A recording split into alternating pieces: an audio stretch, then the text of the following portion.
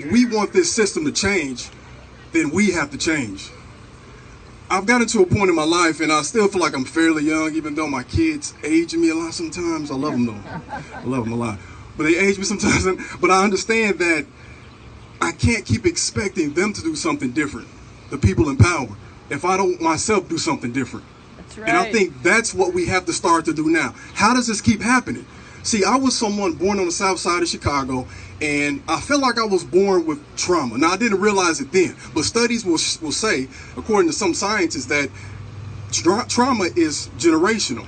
And let's just say that we can't prove it. Maybe we can't prove that the genes are being changed. You know what we can prove? The behavior that stays the same. If you deal with trauma and it's untreated, then what happens? You pass it on to your kids based on how you raise them, right? And then they pass it on and they pass it on. See, my ancestry is slightly different, but what I understand is that if it can happen to you, it can happen to me because it already did. You know? And if it can happen to me, it can happen to you. My ancestors, the children were sold, put on the bottom of slave ships, came here. If they were still with their families, probably sold again. That's trauma. Native American families broken up, some killed, some families split up. That's trauma.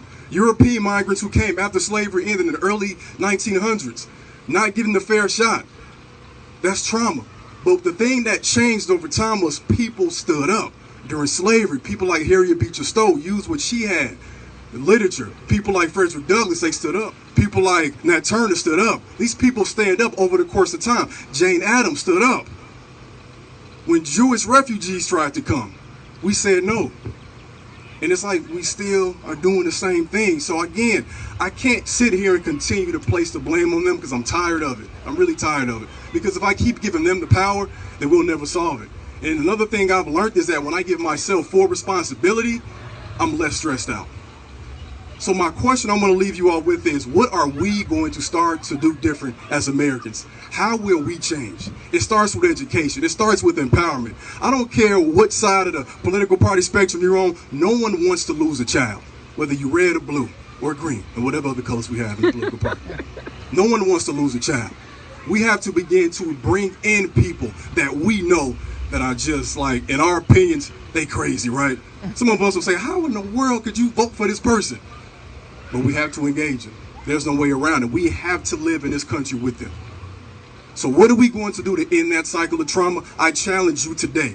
We have to stop it. It's been here for hundreds of years.